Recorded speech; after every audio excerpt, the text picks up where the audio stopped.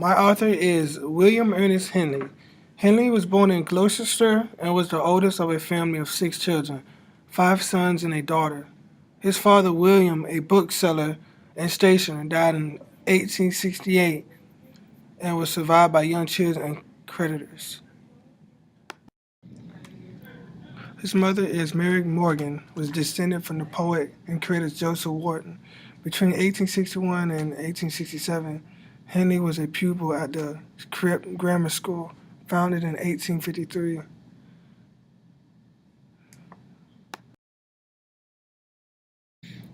From the age of 12, Henley suffered from tuberculosis of the bone that resulted in the amputation of his left leg below the knee in 1868 to 1869.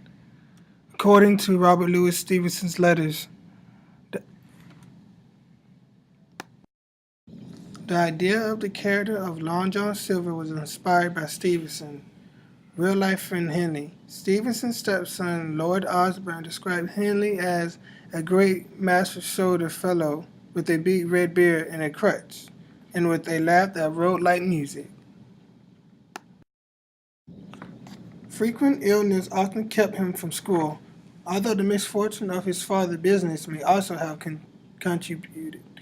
In 1867, Henley passed the Oxford local school examination and soon moved to London, where he attempted to establish himself as a journalist. When I read this poem, I can tell that the form of this poem is a closed form because it uses a rhyme pattern. It's A-B. It repeats this statement and it uses repetition. It only has 2 stanzas in this poem. As I read this poem, I notice it has a metaphor in it, comforting you. Friendly stars will shine. It also has personification. Love shall tend to you as God angels may when you are old. This poem has metaphor and a personification in it. This poem has imagery. This poem is sight. The author used imagery in his description of one face. Pass in your face, your golden face is gray. No sad eye, ghost, but generous and gay.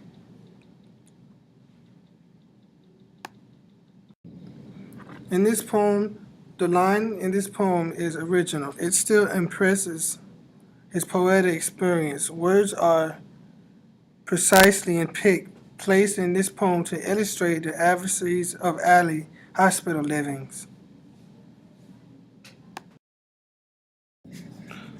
The concept of this poem is resolution. Person versus death of fate, he must accept it. He is going through a depression during the time he wrote this poem. He mentioned God in this poem and used words to create an image.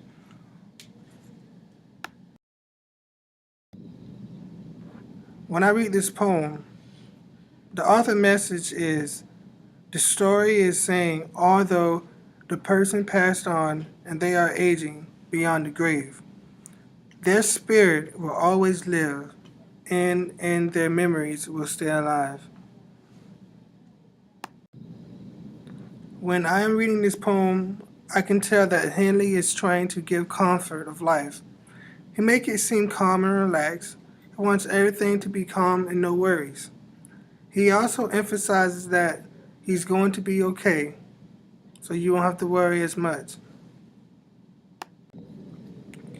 The poem symbolizes the star. It's a symbolic representation of peace, the symbolic of tragedy and depression. Not to fear the unknown, and you're never alone. This is what the poem symbolizes, the star.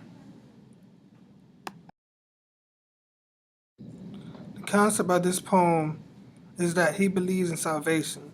He believes life and death to a certain extent.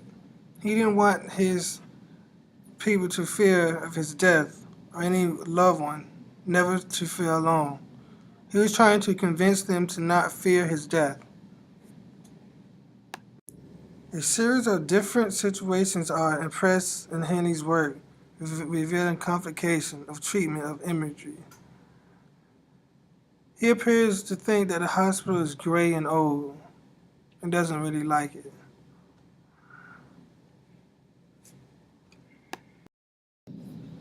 Lines through 1 through 15 means this to me. Line number 1 is saying the person already passed and the author passed.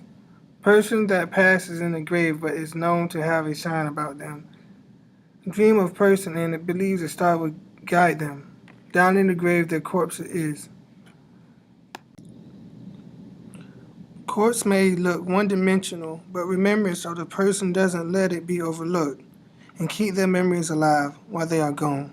The person's heart currently in peace. Through death their past remains silent. There is no sign of this. The person's spirit shall live on.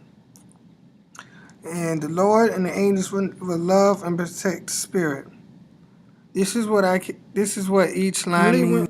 Henley had a lot of things going on in his life. He had tuberculosis. After his recovery, Henley earned his living as a publisher. In 1889, he became editor of the Scots Observer,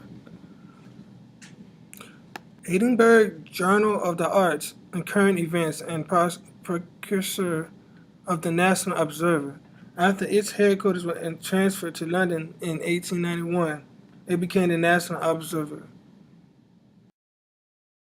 Henley died of tuberculosis in 1903 at the age of 53 at his home in Woking, and his ashes were interred in his daughter's grave in the churchyard at Coke Cane, Hatley in Bedfordshire.